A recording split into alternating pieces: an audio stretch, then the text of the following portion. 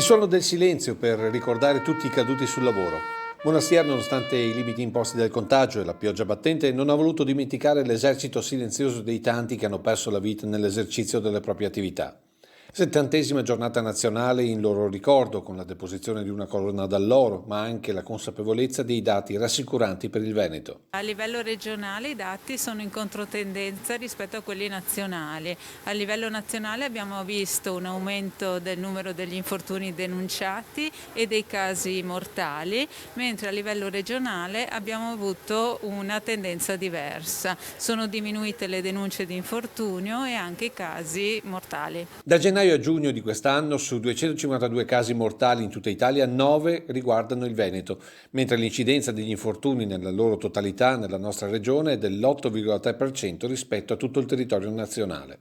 Quest'anno nella Marca sono state costituite 12 rendite per infortunio, nessuna per malattia professionale, e di queste 11 per invalidità minori e una sola per grande invalido.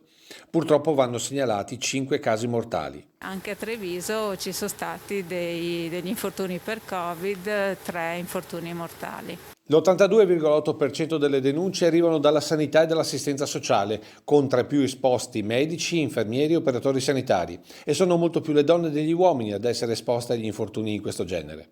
Questi dati INAIL, in un tempo dove la chiusura delle attività e la cassa integrazione inevitabilmente danno spazio al lavoro nero, per il quale la prefettura ha predisposto un aumento dei controlli in tutti i settori, tenendo conto anche delle famiglie colpite. Noi in prefettura siamo sempre molto attenti a questo tema, ci occupiamo continuamente di questo problema, abbiamo dei tavoli attivati e stiamo anche per attivare, d'accordo con l'ASL, un gruppo di persone che diano supporto anche alle famiglie delle persone che appunto incorrono in morte per infortunio sul lavoro, oltre che per altri tipi di morte traumatica. Ma è sulla prevenzione che c'è ancora molto da fare. Dobbiamo farne di più ancora, perché quello che noi vorremmo che non succedesse mai.